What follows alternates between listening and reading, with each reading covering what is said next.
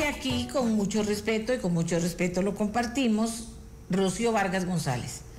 AIA va a gastar 92 millones para bolitas antiestrés y todavía tenemos comunidades sin agua. Debo decirle que según información que está ahí en ameliarueda.com, que fue el medio que planteó esta denuncia, echó marcha atrás el acueductos y alcantarillados dicho por la presidenta ejecutiva en esta decisión que había tomado de gastar en eso 92 millones para bolitas antiestrés, que es parte de la suma que tenemos que hacer algún día de todos los gastos que son absolutamente superfluos y que hay que recortar, que se podrían recortar y que se deberían recortar, por supuesto, en estos momentos, especialmente en que estamos en la crisis que estamos.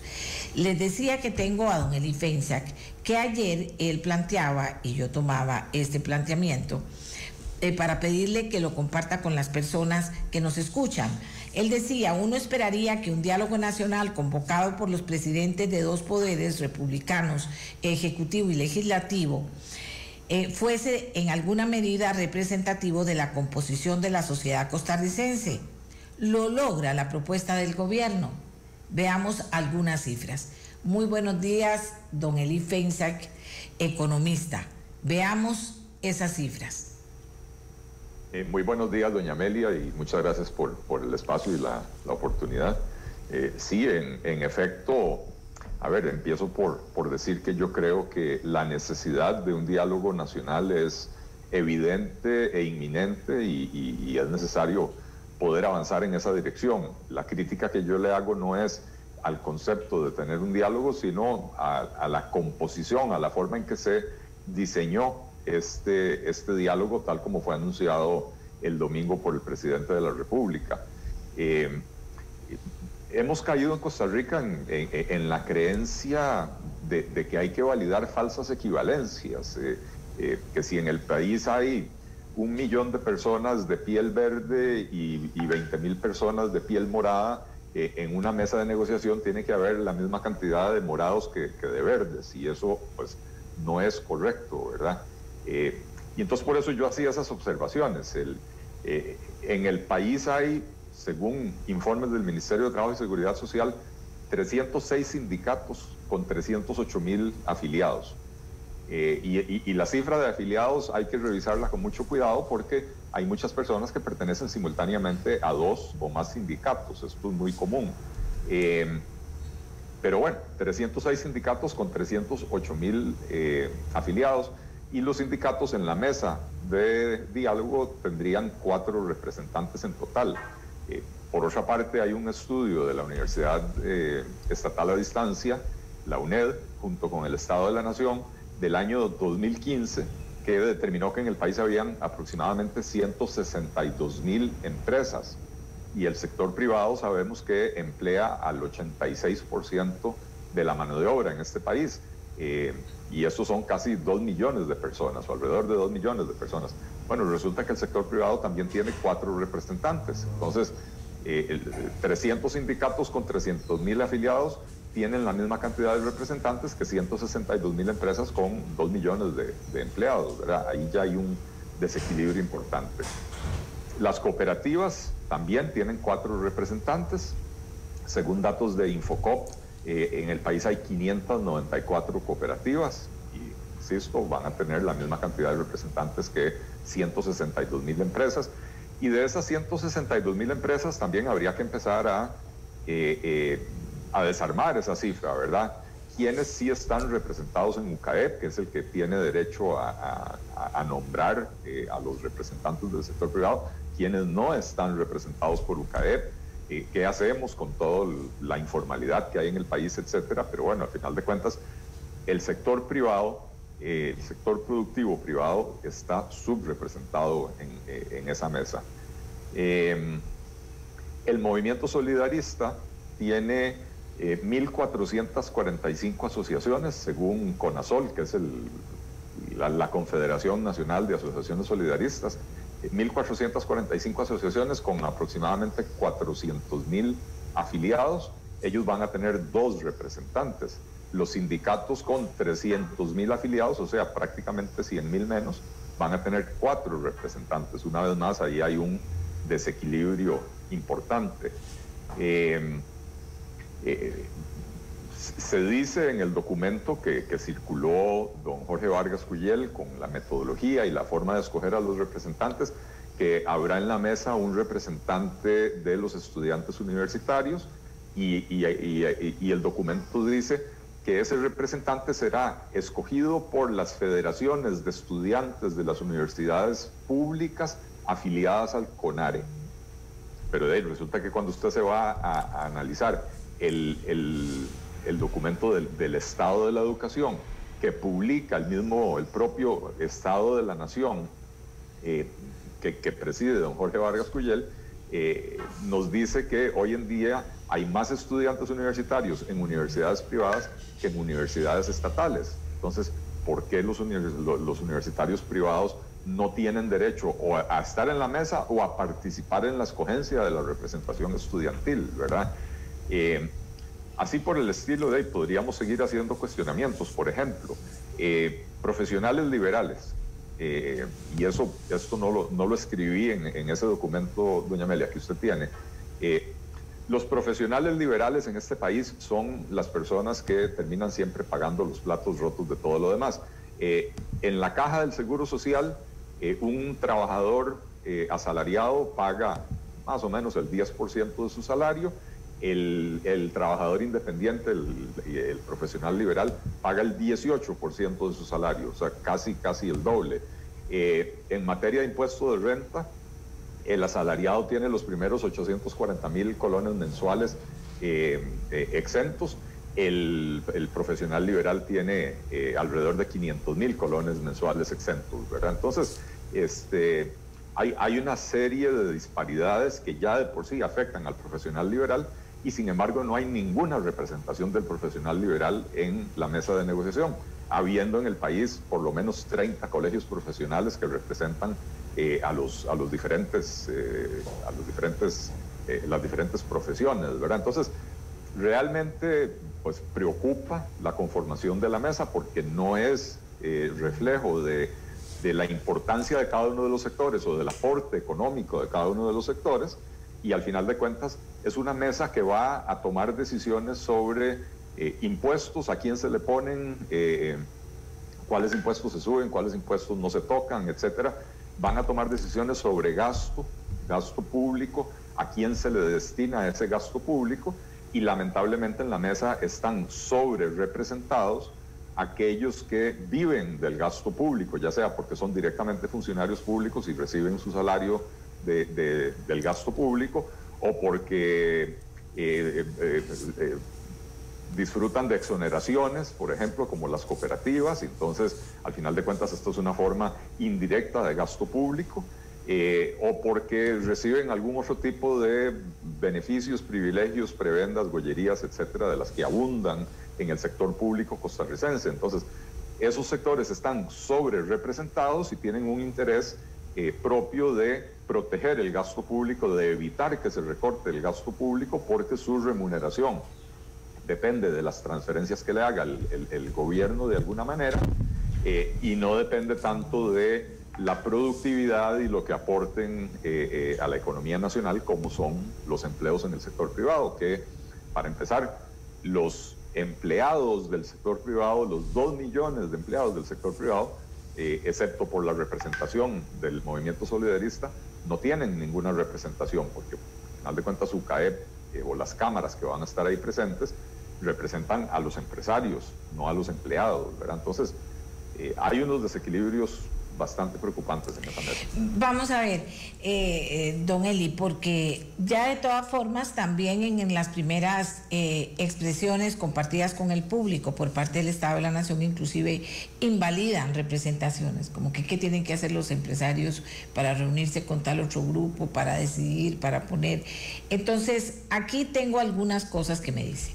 Las iglesias no necesitan representación, su rol es otro. También me dicen, aquí tengo varios, el sector privado debe estar ahí, ya que el sector privado, dice aquí, eso no está bien escrito, porque voy a decir algo que es contradictorio, entonces seguro le faltó una palabrita. Don Sergio Mena dice, ¿Cuál es la sorpresa? La mesa imprime visión ideológica del gobierno. Otro gobierno que fuera pro sector privado plantearía otro tipo de mesa. Entonces yo le pregunto a usted, ¿qué valor tiene esto? ¿Por qué lo hizo usted? ¿Por qué quiso sumar, restar y poner sobre la mesa números en este momento en que está arrancando el tema, en que, digamos, ayer la UCAEP decía aquí en el programa que ellos estaban hasta trabajando y hablaron hasta con el presidente de presentar otra oferta también, y que querían que fuera multisectorial u otra oferta, ni siquiera sabían que ya se estaba trabajando en esta que finalmente anuncia el presidente, y que ellos fueron los más asombrados cuando se dieron cuenta o cuando el presidente comunica al país eso, porque ellos estaban trabajando en una propuesta que se suponía iba a ser multisectorial, y estaban haciendo todos los esfuerzos y habían hablado con el presidente sobre el tema. Entonces, ¿qué sentido tiene este ejercicio? ¿Cómo lo ve usted en este momento? Bueno, insisto que un diálogo nacional es absolutamente necesario. La sociedad se ha polarizado mucho.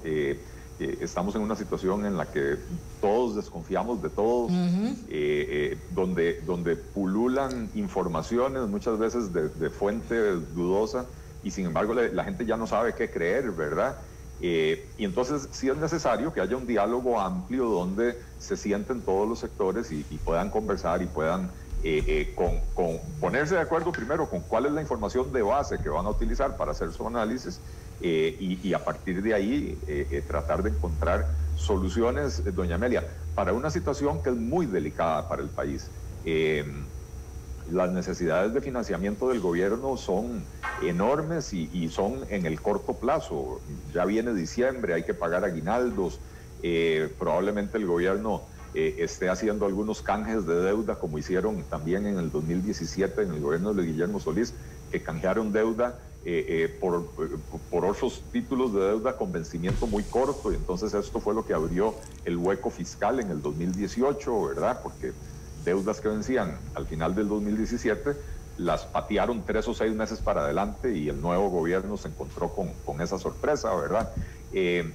Entonces es muy importante que haya este diálogo nacional, y que del diálogo nacional resulte algún tipo de consenso de cómo vamos a salir de esta situación, de cómo nos vamos a mover de aquí en adelante, qué vamos a hacer para resolver el problema del déficit fiscal, qué vamos a hacer para resolver el problema de endeudamiento del país, qué vamos a hacer para resolver las necesidades inmediatas del gobierno de financiamiento para poder sostener su operación, ¿verdad? Entonces sí es importantísimo. Lo que pasa es que el diálogo tiene que darse sobre una base de representatividad. Oiga lo que me dice aquí un señor, Marlon Brando: 2 lobos y una oveja van a votar para ver si se comen a la oveja. ¿Cómo quedó la votación? Exactamente, bueno, esa es precisamente mi preocupación, ¿verdad? Por eso hacía yo la observación de que en esa mesa hay una sobrerepresentación de aquellas personas o de aquellas entidades que dependen del dinero de los impuestos de los costarricenses, y hay una subrepresentación de quienes pagan esos impuestos, ¿verdad? Entonces, pues sí, 2 lobos y una oveja van a hacer una votación para ver si se comen a la oveja. Esa es lo que se percibe desde afuera, ¿verdad? Y eso, doña Amelia, sin entrar a analizar que los objetivos declarados de la mesa de negociación son realmente insuficientes. Ahí se estableció que se quiere una mejora de 2,5 puntos porcentuales del PIB en el balance fiscal. No se establece en cuánto tiempo, pero, doña Amelia, este año se proyecta que el déficit primario, es decir, la diferencia entre los gastos y los ingresos del gobierno, excluyendo los intereses, el déficit primario va a andar por el orden del 4,8%. Y el Fondo Monetario Internacional nos ha dicho que deberíamos de llevarlo en un plazo de 3 o 4 años, llevar eso del déficit que tenemos a un superávit de 2 puntos porcentuales. Porque si usted genera un superávit, es decir, si le empieza a sobrar plata en caja, usted puede amortizar deuda. y si amortiza deuda, disminuye el pago de intereses. Y entonces, si disminuye el pago de intereses, también disminuye el déficit global, digamos, el déficit fiscal que sí incluye el gasto de intereses. Entonces, la meta es poco ambiciosa y no resuelve los problemas del país. El documento de estudio que presentó la misión del Fondo Monetario Internacional, que vino a Costa Rica, si mal no recuerdo, en abril de este año, hablaba de la necesidad que tiene Costa Rica de hacer un ajuste de 6 puntos porcentuales del PIB al 2024 en su situación fiscal. Y además se habla de la necesidad de llevar la deuda pública al 50% en un plazo razonable, un plazo de unos 10, 12 años, una cosa así por el estilo. Y en cambio, la propuesta del diálogo lo que habla es de disminuir el endeudamiento en 8 puntos. No dice 8 puntos a partir de cuándo. Y este año vamos a cerrar en 70, o sea, se proyecta que el endeudamiento va a cerrar en 70%. Si lo disminuimos en 8 puntos, vamos a quedar en 62. Y en 62 sigue siendo insostenible la deuda pública costarricense. Peor aún, doña Amelia, este año vamos a cerrar en 70,5 y se proyecta que el próximo año, el 2021, vamos a cerrar en 80%. Entonces, disminución de 8 puntos de ese endeudamiento, ¿a partir de cuál punto? No se aclara, ¿verdad? Y finalmente, bueno, las reglas del diálogo no parecen ser conducentes a resultados que le ayuden, le permitan al país avanzar en la dirección que se requiere. Y digo esto porque, pues, para empezar, las votaciones se harán por mayoría, pero la composición de la mesa ya está inclinada de un lado, y es del lado de quienes van a ir a esa mesa a proteger sus intereses, sus salarios, sus transferencias, sus exoneraciones, etcétera, ¿verdad? Entonces, con simple mayoría, se supone que ya hay un acuerdo de la mesa. Pero don Eli, hay algo más. El presidente, es que aquí mucha gente dice, pero tantos de ustedes que han apoyado y han aportado, hemos hecho un esfuerzo por conseguir expertos independientemente de la afiliación ideológica que tengan, sino tratando de hacer un esfuerzo para que con sus conocimientos aporten finalmente. La gente dice, pero no vemos nada de eso reflejado. Y usted ahora está hablando de todo eso, de las sumas y las restas, pero resulta que el presidente también dijo, finalmente seré yo el que diga si pasa algo. ¿Dónde está el diálogo? No entiendo. Al final, él dirá, yo soy el que va a decidir. No dijo la mayoría, no dijo tales o cuales, no. Yo soy el que va a decidir. ¿Eso será que yo soy muy exigente o eso me parece, o sea, fuera de contexto, y me parece hasta irrespetuoso con la gente que va a estar sentada ahí y con el país, que está la gran expectativa de quienes van a elaborar esa propuesta que nos ayude en la medida de lo posible a enfrentar esta crisis tan grave que tenemos? Bueno, hay varias observaciones que hacer en eso, ¿verdad? En todo proceso de diálogo, antes de empezar el diálogo, existe la probabilidad de que no se alcance un resultado, ¿verdad? Y el país no puede simplemente no hacer nada, el país tiene que hacer algo. Y al presidente de la República lo eligieron los costarricenses para que gobierne. Entonces, si de este proceso de diálogo no se obtienen resultados, pues el presidente va a tener que tomar decisiones. Es más, el presidente debió haber estado tomando decisiones los últimos 2 años y medio, pero ha ido pateando la bola y posponiéndolo. Y lamentablemente tenemos a un presidente que se percibe absolutamente solo, absolutamente aislado, sin contacto con la realidad nacional, probablemente que le hablan al oído algunos pocos asesores inexpertos que le pintan un panorama que no es el que realmente hay ahí afuera en la calle, ¿verdad? Y entonces, vea, doña Amelia, la cadena de errores que es si no fuera por lo trágica que es, sería cómica, ¿verdad? Presentan una propuesta, dizque para el Fondo Monetario Internacional, se lo presentan a la sociedad costarricense diciendo, esta es la propuesta y dentro de una semana ya vamos a estar sentados negociando con el fondo. O sea, no escucharon a la sociedad costarricense para elaborar esa propuesta, y cuando se la presentaron básicamente le dijeron, no nos interesa escucharlos tampoco porque no vamos a dar suficiente tiempo para que esa propuesta se discuta. Por supuesto, sucedió lo que sucedió, se calentó la gente, empezaron los bloqueos en las calles, se paralizó el país, el gobierno recula, echa para atrás y dice, vamos a convocar un diálogo. Pero nada, eso no es nada. Sí, bueno, empieza haciendo reuniones bilaterales con sectores que no tocan instrumentos en esta orquesta, ¿verdad? Y después de pronto el domingo agarra y sale con este gran diálogo nacional, con estas reglas, y los sectores invitados son los primeros en decir, a nosotros nos agarraron completamente por sorpresa, nadie nos llamó, nadie nos avisó, nadie nos consultó, nadie nos pidió opinión, y al final de cuentas se le encargó la organización del diálogo nacional a una entidad que hace unos estudios maravillosos sobre la realidad nacional, pero que no tiene el expertise necesario para organizar un diálogo de esta naturaleza. Y para eso hay gente que se especializa en hacer ese tipo de cosas, ¿verdad? Entonces, realmente, doña Meli, es triste estar en esta situación porque además la situación fiscal del país está llegando prácticamente a su límite, ¿verdad?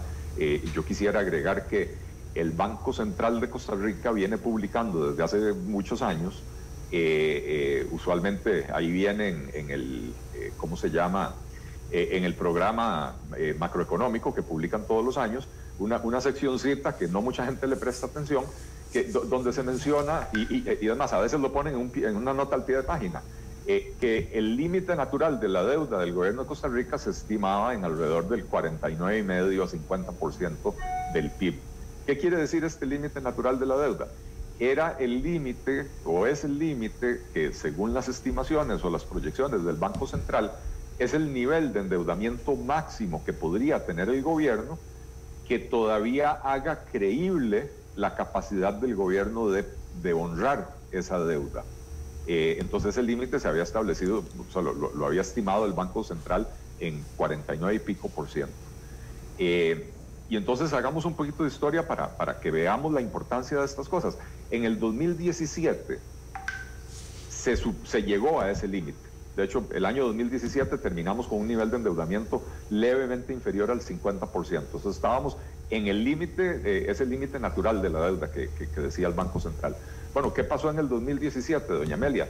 2017 fue el año en que Luis Guillermo Solís, en cadena nacional de televisión y radio, anunció el 1 de agosto, después de 2 años y medio de estar negando la necesidad de hacer algún ajuste fiscal de alguna naturaleza, el 1 de agosto agarra y dice, si no me aprueban un plan fiscal en los próximos 2 meses, no tengo plata para pagar aguinaldos en diciembre. Ese fue el mensaje que dio el presidente de la República. Y efectivamente, en ese segundo semestre del año 2017, las condiciones del mercado financiero se le agriaron al gobierno. El gobierno ya no conseguía la cantidad de dinero que necesitaba, los inversionistas le exigían tasas de interés muy altas porque percibían un riesgo mucho más elevado, o le decían, le presto el dinero, pero se lo presto a una tasa alta y a un plazo muy corto. Ese es el origen del famoso hueco fiscal, ¿verdad? Y se llegó precisamente en el momento en que superamos ese nivel de endeudamiento, o en el momento que alcanzamos ese nivel de endeudamiento que el Banco Central había considerado que era el límite natural de la deuda. Este año vamos a cerrar ya no en 49,5%, vamos a cerrar en 70,5%, el próximo año en 80%, y resulta que la meta del diálogo es bajar ese endeudamiento en 8 puntos. Por eso le decía yo anteriormente, doña Amelia, esto es absolutamente insuficiente. Si se van a establecer metas, debieron haber consultado a economistas, por lo menos en la parte técnica, sobre cuáles deben de ser las metas. Les tienen jurado o los tienen fuera, don Eli. O sea, me parece una cosa tan irreverente y tan grosera, pero además no tiene sentido con el conocimiento. Se supone que ahí están los curtos, como dirían los cubanos, ¿verdad? Están ahí los doctos. Pero ¿cómo un doctor desconoce la gran especialización que hay en este tema, por economistas, ojalá financistas, ojalá, o sea, la gente que maneja los números. ¿Cómo se desconoce eso? No entiendo. Pero en fin, estamos con el agua al cuello. Y mientras tanto aquí, Informa Extra. En medio de la crisis económica que atraviesa el país, donde se le solicita contención del gasto a las autoridades, el Centro Nacional de la Música sacó a concurso una contratación directa por 500.000 colones. Usted diría, ¿qué son 500.000? Porque como ahora nos podría haber dicho 500 millones, ¿para qué? ¿Qué es? Para celebrar el aniversario de la Sinfónica. Es que yo lo que digo, es esa mentalidad, y esto lo mandan en el presupuesto y creen que esto tiene que aprobarse. Don Eli, vamos a ver, siendo constructivas.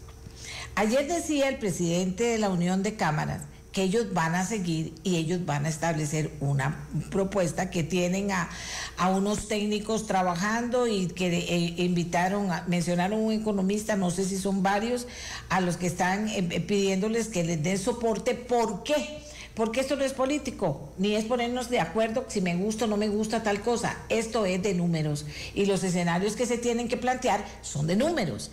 Aquí hay una ecuación que hay que formar. Bueno, se va a ajustar aquí gasto, se va a ajustar aquí ingresos, se va a ajustar aquí, ¿qué vamos a hacer? Venta de activos, se va a ajustar, no se ajusta aquí, no nos alcanza. O sea que al final esto se vuelve hasta muy básico, ¿verdad, don Eli? Entonces, los señores de la Unión de Cámaras decían que ellos van a presentar esa oferta, pero de hecho están desconociendo a todo lo que no sea ese grupo, y con las condiciones que ese grupo plantea, y si no son las que él plantea, pues entonces no se preocupen.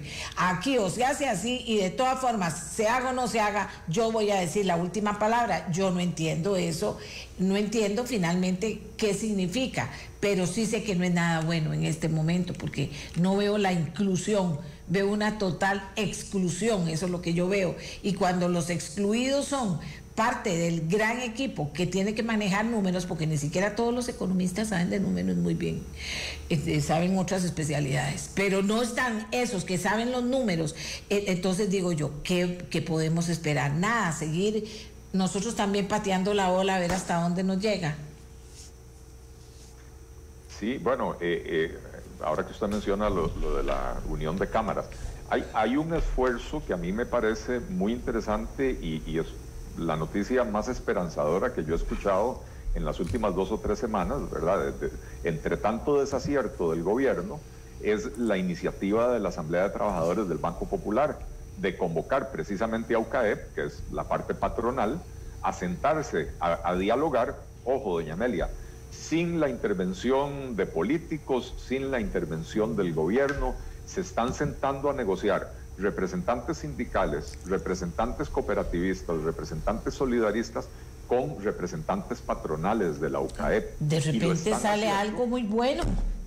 Claro, lo están haciendo porque ellos entienden que el país está en una situación muy delicada, y que entonces en esta situación delicada hay que hacer de lado las diferencias y tratar de encontrar las coincidencias, y la intención de ellos es precisamente de este diálogo multisectorial entre productores y trabajadores, poder sacar alguna propuesta para ir a presentarle al gobierno de la República.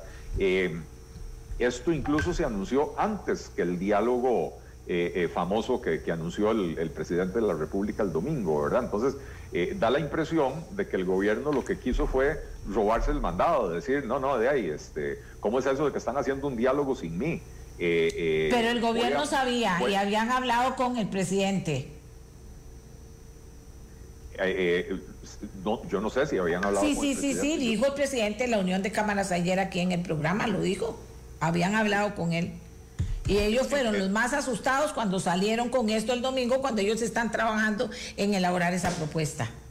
Sí, yo sí escuché declaraciones de alguien, no me acuerdo quién, de alguien de UCAEP, que dijo que el anuncio del domingo los tomó completamente por sorpresa, que ellos no fueron consultados, no se les comentó absolutamente nada de eso, ¿verdad? Pero vea usted, doña Amelia, que en la composición de la mesa propuesta por el gobierno, hay 2 columnas. En una columna dice Asamblea de Trabajadores del Banco Popular y en la otra dice otros. O sea, que da la impresión de que el gobierno lo que quiso fue prácticamente expropiar ese diálogo que se está dando de manera privada entre sectores importantes del aparato productivo costarricense, ¿verdad? Porque de ahí en esa mesa de la Asamblea de Trabajadores del Banco Popular están sentados, insisto, representantes de las cooperativas que son productores, representantes solidaristas que son empleados, en su mayoría del sector privado, pero de ambos, representantes de sindicatos que son en su mayoría empleados del Estado, y representantes patronales, o sea, representantes de los empresarios, ¿verdad? Entonces, esto es un diálogo que se está dando de manera voluntaria, sin la intervención del gobierno, sin la participación de políticos, donde perfectamente se podría encontrar consensos y soluciones importantes. Ojalá. Para ir a presentarle al gobierno, pero insisto, pareciera como que el gobierno, al gobierno no le gusta la competencia, y cuando se da cuenta de que se está dando este movimiento, anuncian un diálogo más grande donde meten a otro montón de sectores que tal vez no tienen mucho que ver en esto, ¿verdad? Pero como le digo, en una columna dicen Asamblea de Trabajadores del Banco Popular, y entonces ahí dicen cuántos de los cooperativistas, cuántos de los solidaristas, cuántos de los sindicatos van por parte de la Asamblea de Trabajadores y cuántos van por otra parte, ¿verdad? O sea, pareciera ser que el gobierno dijo, aquí hay un diálogo, matemos ese diálogo para que solo el diálogo que nosotros convocamos sea el que funcione, y el diálogo que el gobierno convocó, insisto, con una representación poco realista de la composición de la sociedad costarricense. Aquí me dicen, se desconoce a los economistas porque ya se lleva un plan, y esto es pura pantalla. Los que tienen el conocimiento los pondrían en evidencia, pero veo una cosa que le digo yo, don Eli, que son esas cosas que si uno será una trampa, no, porque de verdad, no solo yo, ya a la gente le cuesta creer en las cosas, ¿verdad? No será eso una trampa, porque ¿quién le va a decir que no al diálogo en este momento después de lo que acabamos de ver en la calle? ¿Verdad? Aparte de todo lo que venga, porque Costa Rica es un país de paz. A Costa Rica siempre ha abogado por el diálogo, y siempre realmente el diálogo termina solucionando las cosas.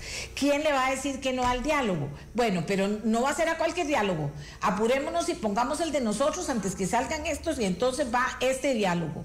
¿Quién le va a decir que no al diálogo, don Eli? Entonces estamos metidos en una trampa. Por dicha que tenemos la posibilidad de compartir su criterio, ahora grabé a un montón de diputados para que den su opinión, y luego voy a tener un análisis con un politólogo que sabe mucho del tema Asamblea Legislativa, que es donde va a ir a escorar esto al final, sea lo que sea. Entonces estamos metidos en un zapato. Ya para terminar, don Eli, ¿estamos metidos en un zapato o no? Quien le diga que no al diálogo, quién sabe qué andanada se va a llevar encima. Y resulta que nadie le está diciendo que no al diálogo. Todos estamos deseando que haya un diálogo, pero con resultados, con representatividad, y que mueva esto positivamente. Así es, doña Amelia. A ver, yo no creo que haya un solo sector de la sociedad costarricense que no quiera el diálogo. Lo que no se quiere es cualquier diálogo, o más bien un diálogo que está predestinado a obtener ciertos resultados, donde realmente el diálogo se convoca para legitimar un resultado que está predefinido, y no para obtener un resultado de ese proceso de diálogo, ¿verdad? Entonces ahí es donde vemos los problemas, y por eso yo decía en ese documento que yo escribí, que usted leyó una parte al principio, que podemos discutir si los diputados tienen que estar en la mesa de negociación o en una mesa adjunta como se propuso. A ver, yo no soy experto en diseño de este tipo de procesos de diálogo, pero tampoco el Estado de la Nación, el programa Estado de la Nación tampoco es experto en diseñar este tipo de diálogos. Entonces, yo no sé si los diputados tienen que estar en la mesa principal o en una mesa adjunta. Son temas que hay que analizar. Se habla de una mesa de expertos, pero esos expertos, dice, su función va a ser terciaria, porque primero está la mesa toma acuerdos, después hay un equipo técnico de funcionarios públicos que son del Ministerio de Hacienda y del Banco Central, que van a hacer las proyecciones de cuánto, qué ajuste harían las propuestas de la mesa. Es decir, si en la mesa dicen subamos el IVA del 13 al 15%, este equipo técnico va a hacer la proyección de si eso incrementa la recaudación en 1 punto porcentual del PIB o en 3 puntos porcentuales del PIB. Y después viene la mesa de expertos a validar el trabajo de la mesa de burócratas, ¿verdad? Que la mesa de burócratas lo que está haciendo es proyecciones de los acuerdos de la mesa de diálogo.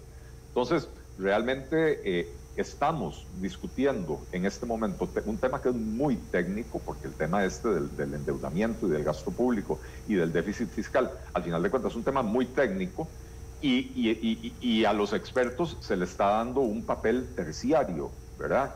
En este país hay muchísimos economistas muy buenos.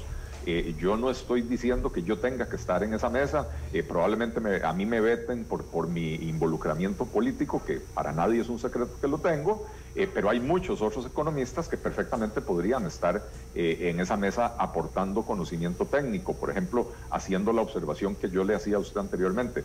El ajuste propuesto en la metodología del diálogo, 2,5 puntos del PIB de déficit, y 8 puntos del PIB de deuda, es absolutamente insuficiente. Eso no va a conducir a una solución de los problemas de fondo de la operación del Estado costarricense, ¿verdad? Pero ciertamente creo que es importantísimo de alguna manera escuchar el criterio experto de la gente que verdaderamente conoce estos temas. Si se quiere un diálogo sincero y un diálogo representativo del sentir de la sociedad costarricense, entonces la composición de esa mesa se va a tener que cambiar radicalmente. Y si yo estuviera en el gobierno, yo le daría espacio a este esfuerzo que se está dando. Vea qué interesante, doña Amelia, sindicatos sentados en la mesa voluntariamente con los patronos, ¿verdad? O sea, sindicatos, cooperativas y solidaristas sentados en la mesa voluntariamente con los representantes de las empresas, ¿verdad? Sin participación del gobierno. Y lo están haciendo de manera voluntaria porque entienden que es importantísimo encontrar acuerdos. Entonces, si yo fuera miembro del gobierno, yo les diría, vamos a darle espacio, démosle un par de semanas para ver qué tipo de propuestas pueden producir, en vez de tratar de caer encima con un nuevo llamado a diálogo para aplastar este otro diálogo que se estaba dando, digamos, de manera más espontánea. Claro, y con unas condiciones, don Eli, de que aquí ya no se vale nada más, aquí no entra nada, y el presidente otra vez, yo no sé si ese se lo montan o si él es así, otra vez, como en el centro de todo, yo ya lo busqué esto, ya yo hice el esfuerzo, la gente del equipo económico está ahí, yo estoy aquí en el centro, al final voy a decidir yo, y aquí en el otro lado están las otras cosas. A fin de cuentas aquí está la representación del sector público, que es quien ha estado en la picota de que va a resultar afectado, y lo cual no significa que vayan a votar gente, va a resultar afectado, tiene que dar su cuota, porque no se vale que no dé su cuota. Aquí la gente bravísima con pensiones de 14 millones por alguien que ni siquiera saben cómo se llama, y pagados por los costarricenses. O sea, cosas de esas es lo que va a hacer. Bueno, pero ahí están todos con él, con el diálogo que se vale ahora, porque antes de que saliera el otro, que ya iba a salir, que es diferente, que digamos es más, no solo representativo, más independiente, en el sentido de es una fuerza. Ahora sí, señor presidente, aquí somos una fuerza, apoyados por técnicos, que le venimos a plantear algo. No es aquí, sí señor, nos vamos a reunir con usted para que usted después al final diga lo que sea, y la mayoría estamos con usted, y no va a haber problemas de que haya ni siquiera, ¿cómo se llama?, zipizapes por opiniones diferentes. Nunca serán muy diferentes. No es que yo lo quiera simplificar, es que al final va a terminar en eso.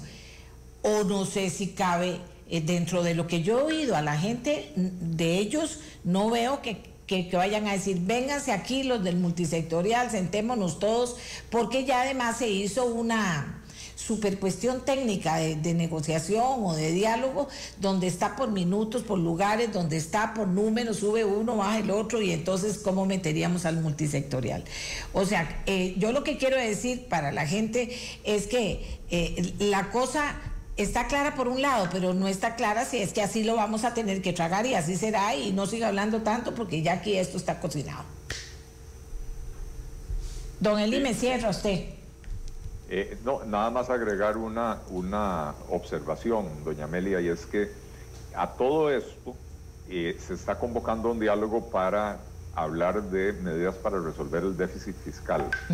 Y el déficit, tanto el déficit fiscal como el problema del endeudamiento, matemáticamente hablando, son una división donde en el numerador usted tiene digamos, el déficit fiscal y en el denominador usted tiene el PIB, que es la producción nacional. O en el caso de la deuda, arriba usted tiene el monto de la deuda y abajo usted tiene el monto de la producción.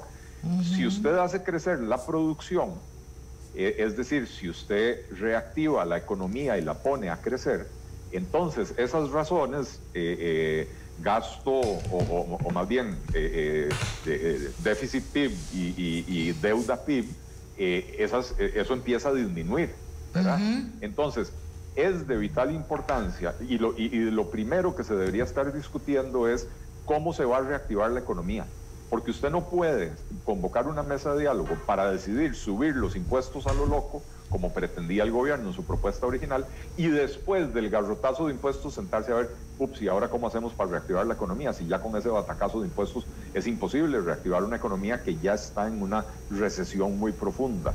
Y en el discurso del presidente del domingo, a mí, de todo lo que yo escuché el domingo en el discurso del presidente, lo que más me preocupó es que precisamente dijo que esta mesa era para resolver el problema fiscal y que una vez que se terminara esta discusión, 4 semanas, iba a convocar una nueva mesa para analizar medidas de reactivación económica. Venimos hablando de reactivación económica desde hace por lo menos 3 o 4 años en Costa Rica, pero lo que sí es evidente es que el presidente de la República nunca entendió de qué va la cosa, nunca entendió la importancia de reactivar la economía. Recordemos la cantidad de anuncios que hizo el gobierno, anuncios de medidas que iban a tomar en el futuro y que al final de cuentas no hemos visto prácticamente nada en la dirección de la reactivación de la economía. Y si estas dos discusiones no se sostienen en paralelo, es más, si no se hace que sea una sola discusión, entonces lo que vamos a hacer es, resolviendo el déficit, matar la economía y después tratar de revivir la economía cuando ya está muerta. Entonces, el diálogo necesariamente tiene que abordar el tema del crecimiento económico. No puede ser que sigamos proyectando crecimientos anémicos del 2-3% anual, que es lo que creció la economía en la última década y que no nos bastó para resolver problemas. Se nos disparó el desempleo, recordemos que el desempleo se disparó antes de la pandemia, ¿verdad? Se nos estancó la pobreza, de manera que se nos empeoró la distribución del ingreso. Entonces, necesitamos sentarnos también a pensar cómo hacemos para que la economía costarricense crezca al 5, 6 o 7% anual y no al 2 o al 3% anual, porque el 2 o 3% anual es sinónimo del nadadito de perro en el que hemos estado por ya varias décadas, y con ese nadadito de perro no resolvemos problemas. Doña Amelia, estamos cayendo en Costa Rica en un círculo vicioso en la economía, como el de Argentina. Usted conoce bien el caso de Argentina. Argentina es un país que más o menos una vez por década cae en una crisis profunda. Desde que nací ya estaba el cuento. Correcto, porque, a ver, Argentina es un país con una riqueza natural impresionante. Hace 100 años estaba entre los 5 países más ricos del mundo, pero decidieron adoptar un modelo de desarrollo populista, estatista, intervencionista, y cada vez que caen en una crisis fiscal, escogen a un gobierno que medio venga a limpiar las finanzas públicas y al siguiente ciclo electoral vuelven a escoger a populistas que vienen a disparar el gasto público. Bueno, en Costa Rica estamos en esa situación. Lo que antes teníamos, que el país sorteaba con bastante facilidad las crisis internacionales y no nos veíamos afectados, y la última gran crisis que tuvimos fue la de 1980-82. Estamos entrando ahora en un ciclo donde por lo menos cada 5 o 6 años nos vamos a ver en esta situación. Ojo, que estábamos en una situación crítica en 2017-2018, se adoptó la reforma fiscal a finales del 2018 y esa reforma fiscal, doña Amelia, nos hubiera dado oxígeno por 5 o 6 años.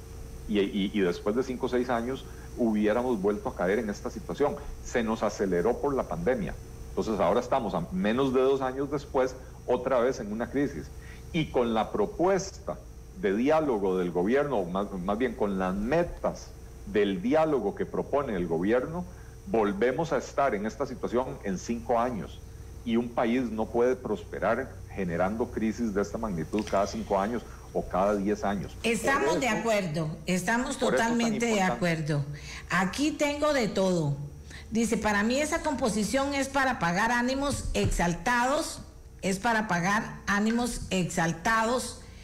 de muchos sectores del gobierno que están muy bravos, dice, de muchos sectores del gobierno que están muy bravos,